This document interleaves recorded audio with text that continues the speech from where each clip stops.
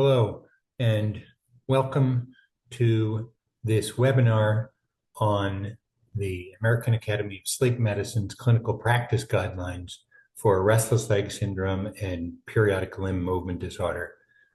Thank you for joining. My name is John Winkelman, and I'm the chair of this task force, and I'll be giving an overview of the CPG findings after our 5 years of work on this. Following my brief discussion of the overview, you'll be hearing from Dr. Berkowski, who will be describing in more detail the methods and the conclusions of this draft that the task force has prepared.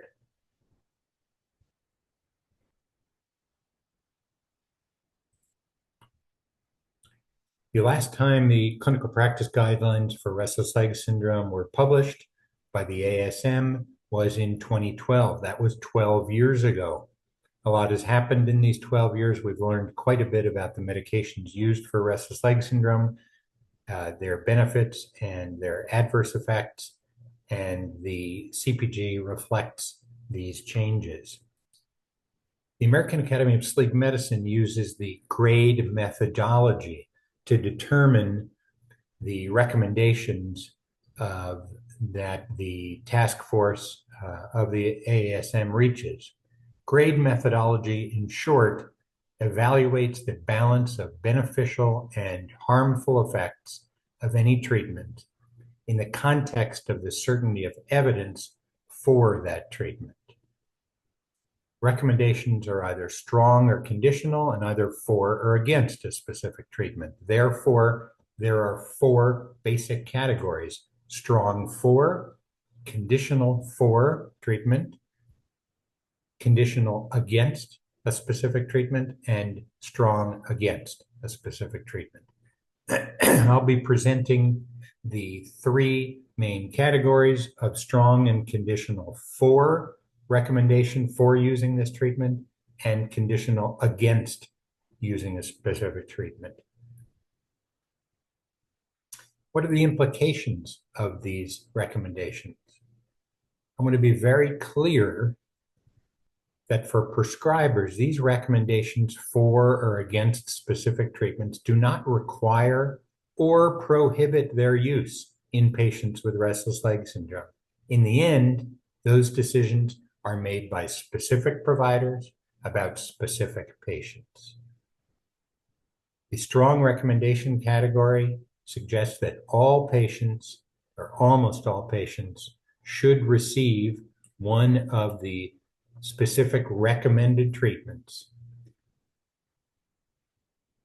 Conditional recommendations suggest that patients should receive one of these courses of action. However, different choices may be appropriate for different patients.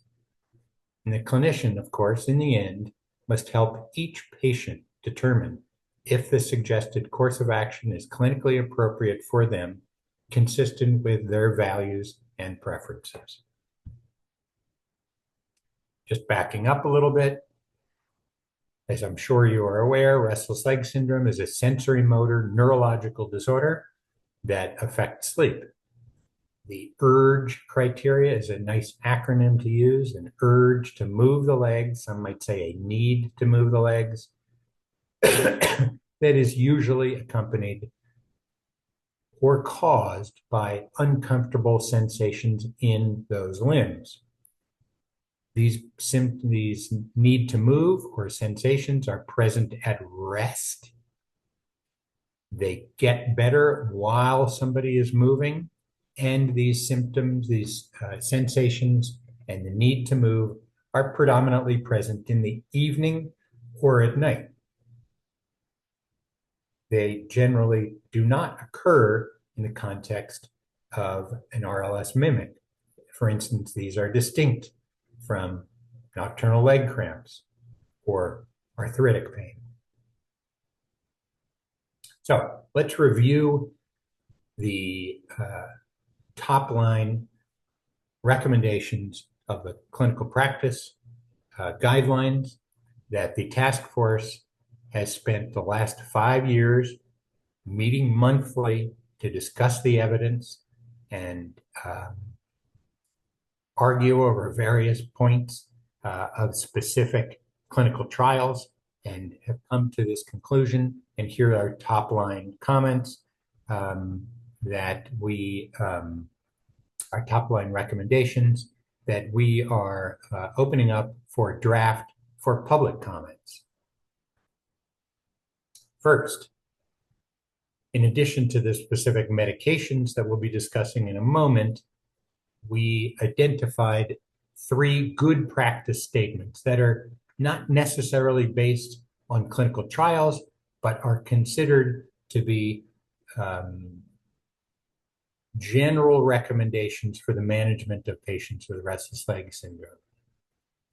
These include addressing factors that exacerbate restless leg syndrome. For instance, removing alcohol or caffeine, keeping careful risk-benefit analyses for the use of antihistamines, serotonergic medications, and antidopaminergic medications, and, when possible, treating obstructive sleep apnea.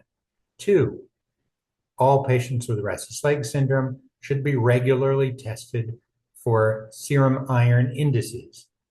These include serum ferritin, serum iron, and serum total iron binding capacity. The combination of iron and TIBC, of course, produces a transferrin saturation. The specifics on when iron treatments should be used will be discussed later on in Dr. Berkowski's section on those iron treatments. Third, RLS is common in pregnancy, and for that reason, if providers are going to recommend specific treatments in pregnancy, they should consider the pregnancy-specific safety profile of each potential treatment. Okay, now let's get to the group of the recommendations that are the strongest ones, strong 4 recommendations. And as you can see in the upper right, these are always a balance of benefits of treatment versus adverse effects of that treatment. These are listed here in alphabetical order. It does not mean that they are in an order of preference. You can see that the top 3 there are alpha-2-delta calcium channel ligands, gabapentin, enacarbil, and pregabalin. For all of these, the task force felt that the improvements in disease severity outweighed the adverse effects of those medications. So you can see under the disease severity column, they all had improvements, meeting clinical significance thresholds, which we had determined a priori, and these were based upon improvements in the IRLS scale, International Restless Leg Syndrome Study Group Severity Scale, IRLS scale. So those improvements exceeded, in the group's opinion, the side effects or adverse effects associated with those agents. The 4th agent on this list is intravenous ferric carboxymaltose, which again, the task force felt the evidence for improvements in disease severity outweighs the identified adverse effects. The second group of agents are conditionally recommended medications. So here we suggest that these medications can be used. They're really kind of in random order, honestly. It's certainly in this table.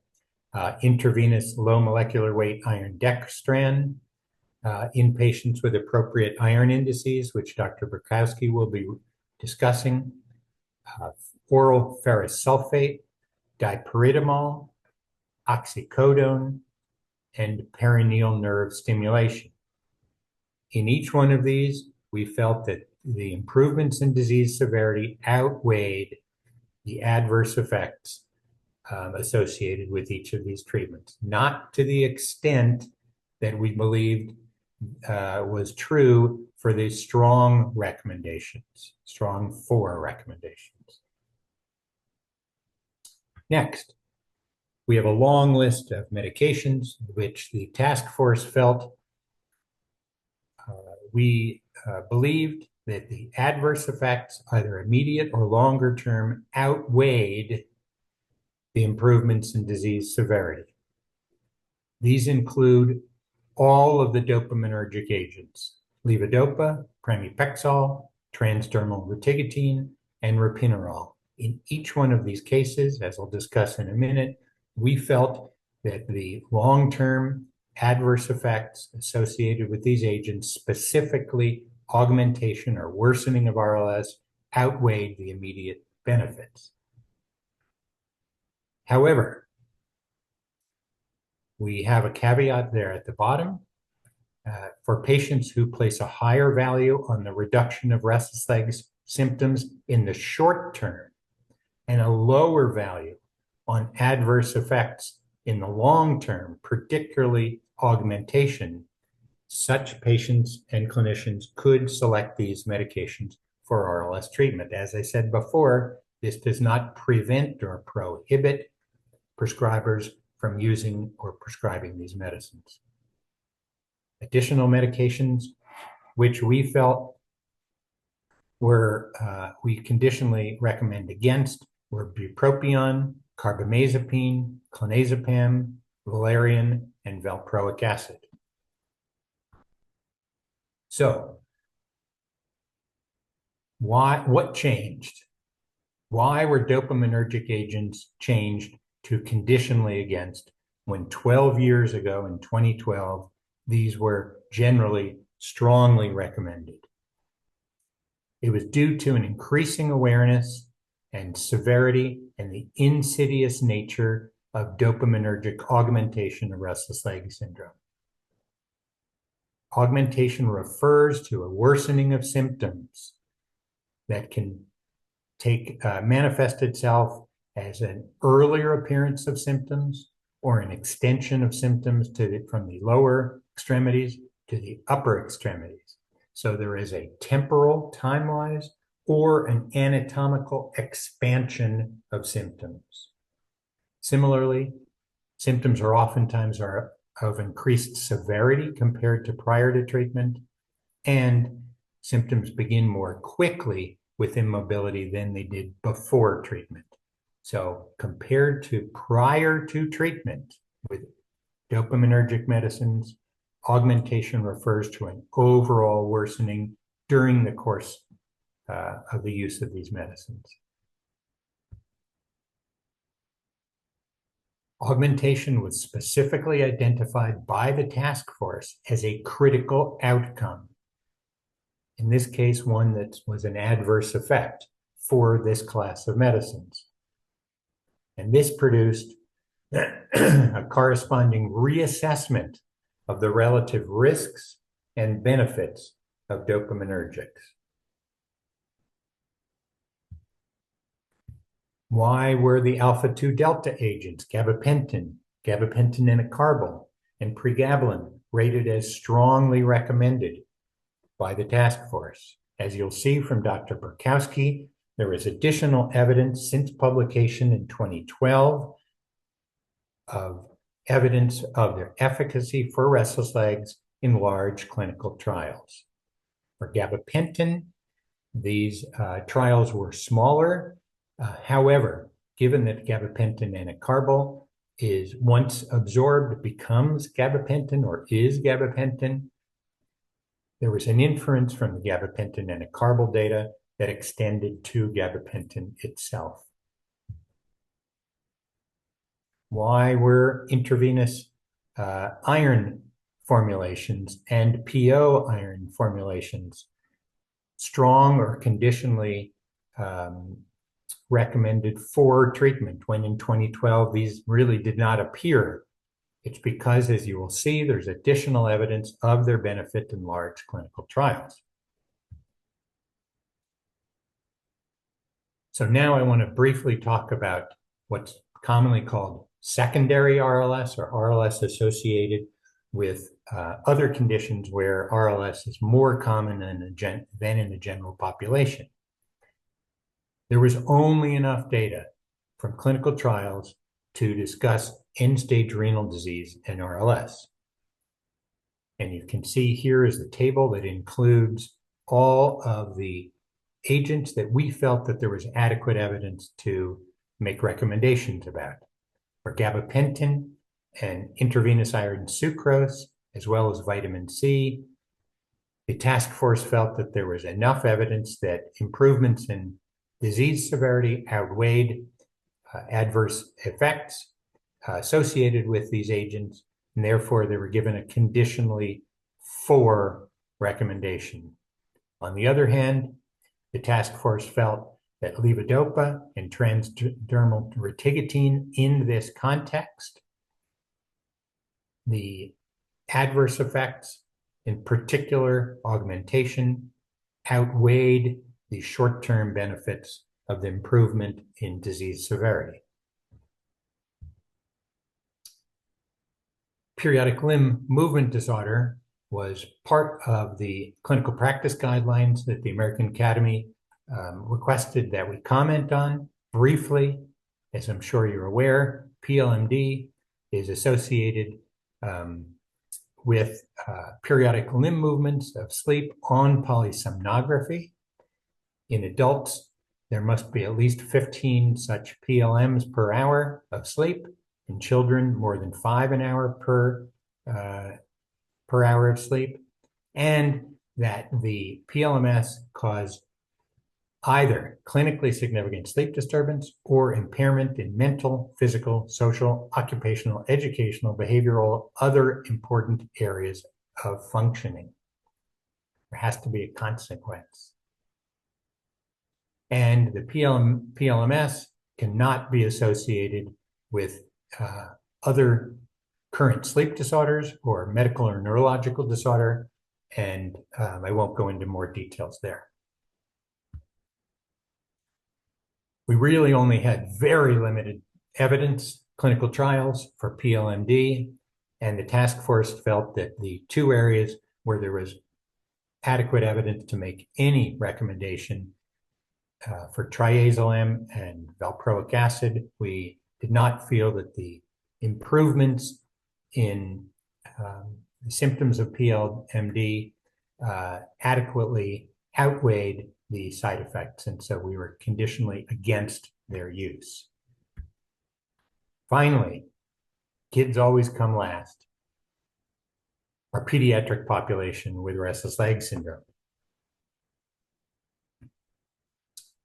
There was only very limited data in the pediatric population, and the data that did exist that allowed us to make recommendations was for ferrous sulfate orally, where the evidence for its benefits for improving sleep quality outweighed the potential side effects, and for that reason, the task force gave it a conditionally for its use.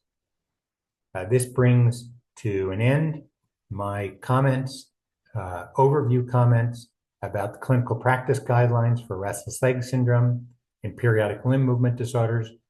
You'll hear more detailed comments from Dr. Berkowski in a moment. Thank you very much.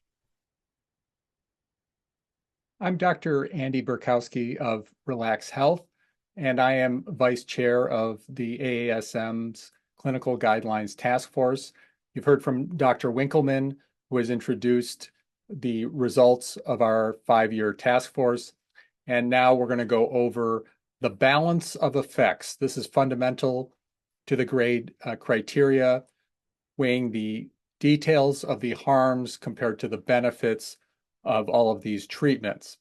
So we're going to start with what we're not recommending. This is the most important change since 2012, but it has been an evolution since 2016, when other consensus guidelines have been changing and recommending less and less for the use of dopamine agonist medications. So the dopaminergics we are recommending against conditionally, and the 4 medications are levodopa, which is the dopamine precursor, as well as pramipexole, ropinirole, and transdermal rotigotine. These did have varying degrees of positive effects, of course, in shorter term trials and not in the long-term range that we see these more harmful adverse effects. Levodopa, pramipexole, ropinirole, and transdermal rotigotine all were noted to cause sleepiness and dizziness. The 3 dopamine agonists did show clinically significant augmentation in these clinical trials. And transdermal rotigotine had adverse events leading to study withdrawal that met clinical significance. This was mostly due to the addition of skin reactions from this patch formulation. However, the harms were deemed moderate for all of these medications, primarily due to the risk of augmentation. So let's talk about augmentation. I've augmented the size of this term because of how fundamentally important this is. This is why it was considered a critical outcome in terms of harms of medications.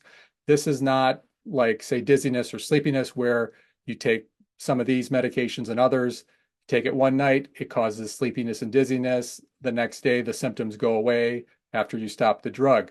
This is a process that occurs over months to years. It is an insidious process as it gradually develops over time, and it's very difficult to stop using the medication and come off the drug. It cannot be done overnight. There is likely a significant chemical dependence due to changes in the dopaminergic system with long-term exposure to these drugs. So it is anathema to the treatment of the condition if you're taking a generally lifelong condition like restless leg syndrome and you have a long-term adverse effect where it actually makes the condition worse, potentially permanently worse. And this is why the task force recommends against the use of dopamine agonists for the treatment of restless leg syndrome. Augmentation is the primary factor, but it is also important to note, particularly with the high prevalence of clinicians still prescribing these drugs, the role that dopamine plays in reward, particularly impulse control disorders that are caused in high rates, particularly at very high doses of these medications, and in those with augmentation, compulsive eating, shopping, gambling, substance use, various phone addictions. These are a huge problem that are also noted with more long-term use of the studies. And a third point is that in general, patients should not be prescribed these medications to the general adult with restless leg syndrome, but there can be exceptions. An example would be those patients who might value the short-term effectiveness of these drugs versus the long-term risk. So somebody in hospice care who's expected to live 6 months, for example, may not care about an adverse effect that happens over 2 or 3 years. Someone who loses a lot of blood through an accident or a surgery might develop acute iron deficiency, and until their iron levels come up, they might need a short-term treatment like a dopamine agonist. But aside from these rare exceptions, generally, clinicians should no longer be using these medications for routine treatment of restless leg syndrome, with the occasional exception based on the values and preferences of the patient and individual evaluation, the individualization of the medical practice by the doctor-patient situation. So the next biggest change was with IV iron, so particularly ferric carboxymaltose, which is the most well-studied form of IV iron. This was of unclear benefit in 2012, and now it's strongly recommended. And the reason for the change is we have 4 large randomized clinical trials showing a moderate effect size in disease severity and quality of life for this formulation of iron. There were a small degree of adverse effects. The task force notes that in particular for ferric carboxymaltose, there is a risk of low phosphorus levels with many individuals who get this, but overall, these studies did not show clinically significant adverse events leading to study withdrawal. Another form of IV iron is low molecular weight iron dextran. This is a commonly used form of iron, and we are able to make a conditional recommendation for this because the body of published evidence is not as strong as carboxymaltose. There was only one observational study that showed a small effect in disease severity for iron dextran. The harms were deemed to be a small effect size without clinically significant adverse events leading to study withdrawal. So our discussion of IV iron. So first of all, these studies are in mostly what we had recommended, Dr. Winkelman had talked about in the good practice statement, is this consensus cutoff of 100 nanograms per milliliter for ferritin or less than 20% in terms of a transferrin saturation. This was the cutoff. So this does not apply to the general population of adults. However, it does not say that these treatments may not work in those with higher numbers, but this is what we have the evidence for, is these are the cutoffs that were used in these clinical trials. Iron sucrose, it showed no benefit in the clinical trials we looked at, so we were unable to make a recommendation for the use of IV iron sucrose. So that's an important point to note, particularly because there is a potential pharmacological, biological basis for this, is that these lower strength formulations of iron have poor H-ferritin binding. So iron sucrose may not penetrate into the central nervous system as well as these other formulations that are high dose, slow release, such as ferric carboxymaltose and iron dextran. High molecular weight iron dextran has been taken off the market more than a decade ago. This was known to cause rare infusion reactions. We wanted to make a point that low molecular weight iron dextran has had no evidence of serious reactions. So this is sort of a guilt by association, even though these are separate formulations. So there were no concerns about low molecular weight iron dextran. So this is Carl Sagan, the late astronomer. He was known for the phrase, "The absence of evidence is not evidence of absence." And I'm going to use this quote multiple times during the discussion of these guidelines. Particularly, we'll start off with iron. So just because there was no study of certain formulations of iron does not mean that they don't work. We just don't have the evidence yet.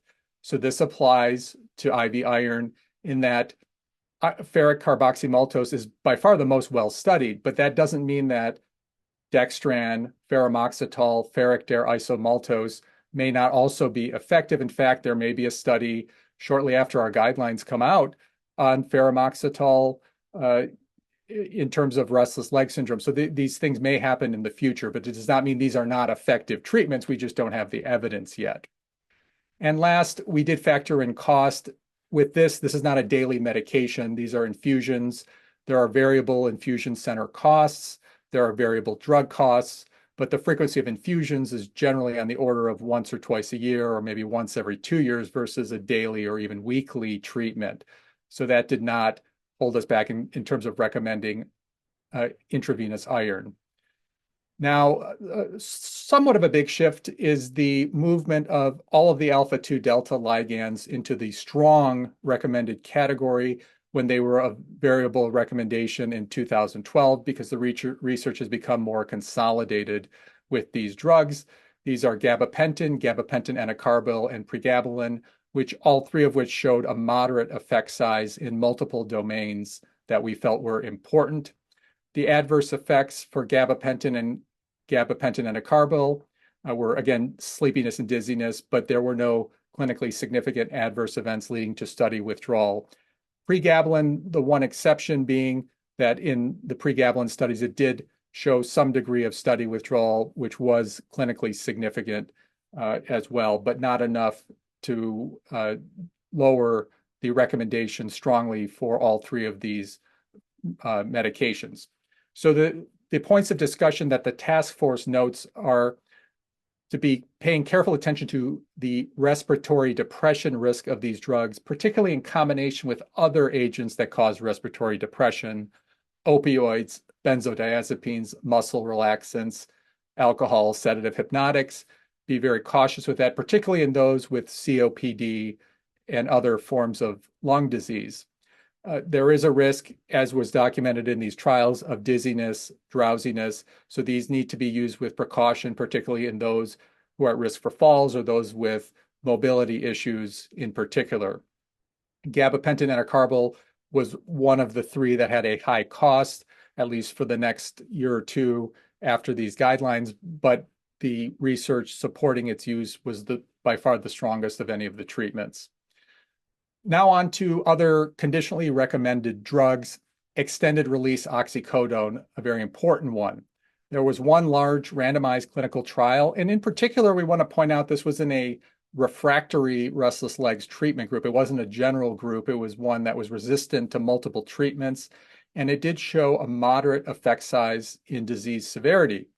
Now, the harms, we included another study that met criteria on immediate release oxycodone, and this showed overall, we thought a small effect size in terms of the reported events, with some clinically significant adverse events leading to withdrawal. Fatigue, sleepiness, and dizziness were the important adverse effects that were noted in these clinical trials. So, extended release oxycodone or opioids.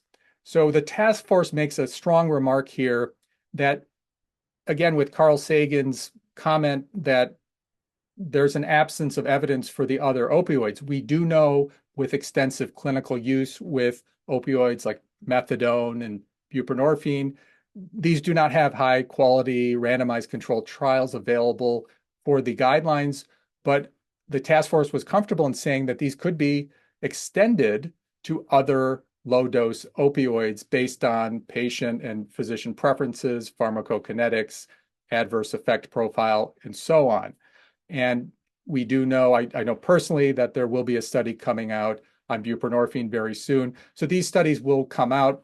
So right now, all we have is this main study on extended release oxycodone, but it likely could be extended to other forms of opioids. We also made a remark that, of course, opioids do put patients at risk for things like abuse and opioid use disorder. But the clinical evidence has supported the fact that low-dose opioids in specifically restless leg syndrome is a very low risk for opioid use disorder. This brings up a potential point in that we have about 9 recommended treatments for restless leg syndrome, 6 of which are in 2 classes, the iron class and the alpha-2 delta ligand class. So we do not have a lot of treatment options for restless leg syndrome that are recommended in these guidelines. So this can provide support for those who want to prescribe opioids. And it also provides evidence for those who have blanket policies against prescribing opioids, either personally or in their clinic, that they are potentially avoiding a now guideline-based recommendation for opioids as one of the few treatments that has been shown to be very effective in restless leg syndrome. So please keep this in mind. Opioids can also lead to respiratory depression and central sleep apnea, though we're not sure the extent of which at these very low doses that are used for restless leg syndrome, but it is something that needs to be monitored with treatment. So now another conditional 4 is for oral ferrous sulfate. So there was one randomized controlled trial showing a large effect size in disease severity. And there were 2 randomized trials that met inclusion criteria in terms of looking at adverse events. And these were clinically significant, mostly gastrointestinal, but overall it was a small effect size. So it's a conditional 4 iron sulfate. So the cutoffs for this is different. The cutoffs are different than with IV iron. The ferritin cutoff is lower. It's 75 nanograms per milliliter or a transferrin saturation of 20%. And again, as Carl Sagan would point out, these might be extended to other forms of oral iron. They're just, the evidence is lacking at this time, but it is presumable that other forms of oral iron can be as effective. Another treatment group would be the adenosinergic drugs, which is dipyridamole in this case. There was one randomized controlled trial showing a moderate effect size in disease severity, and there was a small effect size in terms of harms, mostly dizziness, and there was not a significant number of adverse events leading to study withdrawal. Of note, dipyridamole it's an older drug, but it has just been studied in 2021. So the clinical experience with this drug is very limited at this time. So future guidelines may change where this drug is rated with future research. Another, perhaps the newest treatment group is the peroneal nerve stimulation. So this is a device, And there was a sham-controlled randomized trial that showed a small effect in disease severity. And the harm was thought to be trivial in this randomized trial with mostly uncomfortable sensations and skin irritation. But overall, the benefits outweighed the harms. Of note, this is the only non-pharmacological treatment for which there is evidence that we can recommend the treatment. So this is an important one. We do note that currently it's a high-cost device to obtain, and it has limited real-world use. In fact, at the time of this recording, it's only available in a few states in the US, and that likely will expand as time goes on. So we will have more evidence with time for this. So another big change is clonazepam. This was a guideline recommended drug in 2012 and had been widely used when there were limited treatment options as far back as the 1990s. But we are recommending against the standard use of clonazepam. We could only find one randomized clinical trial. It had no placebo arm. It was a drug-drug comparison trial. So we used pre-post data to determine efficacy, and we really couldn't determine the efficacy because a non-validated metric was used. So we didn't really know what degree of improvement clonazepam provided based on this study. There were 3 randomized controlled trials that addressed harms, with the biggest one reported as drowsiness, sleepiness. We do make a significant remark of, again, the risk of respiratory depression, the risk of cognitive impairment, and the risk of chemical dependence with long-term use. We deem this to be a moderate effect size that outweighed the indeterminate positive effect of this medication. So this is not a drug that we recommend for routine use anymore. Other treatments that we recommend against conditionally. The 4 that we found research for were bupropion, carbamazepine, valerian root, and valproic acid, all of which showed no improvement to disease severity. The harms were trivial for bupropion. Valerian root did have clinically significant adverse events leading to withdrawal, mostly due to dizziness. And then carbamazepine and valproic acid, these weren't noted in their clinical trials, which were shorter term, but the long-term effects, particularly on liver toxicity and in carbamazepine bone marrow effects, were thought to create a moderate potential effect size, whereas valproic acid, the harm to the baby, teratogenicity, in addition to the liver risk, outweighed any discernible benefits, so we recommended against these 4 treatments. Cabergoline is an ergotamine dopamine agonist, and we recommend strongly against this treatment. It is still on the market in the US for select conditions. This did show tremendous benefit in multiple clinical trials, so that there's no doubt about that. However, in addition to the aforementioned augmentation, this particular drug is related to cardiac valve damage and is of serious risk with long-term use. So we deem this a large effect size, which outweighed its benefits and should not be used. Strongly recommended against for adults with restless leg syndrome. So now we're going to shift over to adults with end-stage renal disease and restless leg syndrome, a specific population.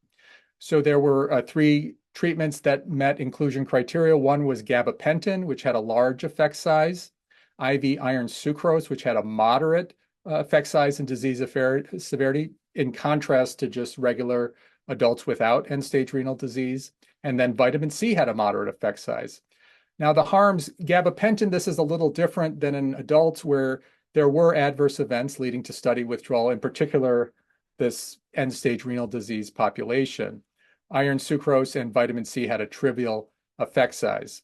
So the conditional 4s for this one, please note that the alpha-2 delta ligands are cleared by the kidneys, which could explain why there might be a slightly higher risk of adverse events. So these must be used with caution in those with end-stage renal disease, even more so than typical adults. And then the IV iron formulations, we don't know which ones are effective. The studies of sucrose were the best ones we had. There was one of dextran, but it didn't meet statistical significance. It was an observational study. And so we couldn't make a recommendation on that, but it's plausible that there are other iron formulations that are as effective as sucrose or better. We just need that evidence to come out. Now, treatments against, no surprise here, two of the dopaminergics that have been studied, levodopa, transdermal rotigotine, though they did have some effect on disease severity. Again, due to augmentation, we felt that this was a moderate effect size and it outweighed any potential benefit and should not be used routinely for those with restless leg syndrome and end-stage renal disease. So now adults with periodic limb movement disorder. There are only two treatments that we could find evidence for, and we both of them we recommend against conditionally. Triazolam and valproic acid. Triazolam showed no improvement to one of the key measurements, which was excessive daytime sleepiness. And valproic acid reduced periodic limb movements, but we don't know what the significance of periodic limb movements are at this point, other than that the numbers went down with this drug. However, we note the adverse effects that triazolam has a small effect size as a benzodiazepine sedative hypnotic, and valproic acid had the same hepatotoxicity and teratogenicity risks. Children with restless leg syndrome, only one treatment with evidence, high quality evidence, and that's ferrous sulfate. There were two observational studies that showed a small effect size in disease severity, and the harms were thought to be trivial in this case, with no significant numbers withdrawing from the study due to adverse events.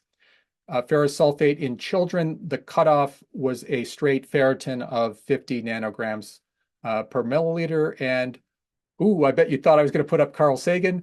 Well, this is William Wright. He was a 19th century Irish missionary, and he might have actually coined this term before, but the absence of evidence is not evidence, he said in his famous book. And so can we extend the findings of ferrous sulfate to other forms of oral iron or IV iron in children? There are some studies of IV iron, but they do not evaluate disease severity to a rigorous level, but those studies may be coming out in the future when it comes to children. The two domains we looked for studies that we couldn't find are children with periodic limb movement disorder and special populations of children with restless leg syndrome. So future directions, we need to look at specific treatments of augmentation. Augmentation seems to be its own disease process at this point. Which treatments that may be effective in adults with restless legs may also be effective in this particular case of augmentation, may be different, may be a completely different beast. We need studies to look at augmentation specifically and how to treat it. Formulations of IV iron and opioids, more studies which will be coming out shortly after the guidelines are published, and more research needs to be done in the future. We need objective measurements of restless leg syndrome. This task force relied heavily on the International Restless Leg Syndrome Study Group scale, which is used in almost all clinical trials now, but it's still a subjective measurement of symptoms. We need some sort of blood marker or imaging test to evaluate the disease process. That would be particularly useful in evaluating treatments for restless legs. We need to come up with ways of evaluating brain iron, particularly when it comes to iron supplementation and infusion. There is ongoing research of different imaging techniques for iron, but we need to keep investigating as this is an essential component of restless leg syndrome treatment. It goes without saying, we need studies of restless legs in children, and we can't just project the adult treatments onto children without doing studies. And then there are specific situations, we'll call it. One situation is pregnancy. There were no high-quality studies of restless legs treatment in pregnancy, though IV iron has been shown to be safe and effective in iron deficiency. We don't have it tested for efficacy in restless leg syndrome to this point, along with all the other treatments. In terms of Parkinson's disease and neurodegenerative conditions, we need more research in these patient populations, particularly Parkinson's disease, because dopaminergics have to be used, particularly levodopa. So there could be a balance of augmentation versus different ways of approaching these conditions. Those with neurodegenerative conditions are going to be more sensitive to central nervous system's adverse effects, as well as immobility and other adverse effects. So further research must be done. As mentioned before, we need more information on periodic limb movements and sleep, whether these are of any clinical value in evaluating restless leg syndrome, as it is an objective measurement that can be done through sleep studies and is reported in some clinical trials. We just don't know the utility of them at this time. And regarding periodic limb movements, we need to define periodic limb movement disorder. We're not sure if it's a condition, if it's a phenomenon. We do not know how to identify it objectively. The current criteria pretty much excludes most individuals with periodic limb movements. So we need to have an objective measurement, maybe some sort of biological process we can identify for identifying it. And then we need to determine whether it has clinical significance. And these have to be done before we can move on to treatment of this diagnostic category. And that's why there's a lack of evidence of any type of treatment for periodic limb movement disorder. So with that, I'll conclude the 2024 clinical practice guidelines that went over the treatment of restless leg syndrome and periodic limb movement disorder. And on behalf of the American Academy of Sleep Medicine and our clinical guidelines task force, we would encourage you to move on to go read the clinical practice guidelines and provide your comment, and we will be evaluating them over the next several weeks.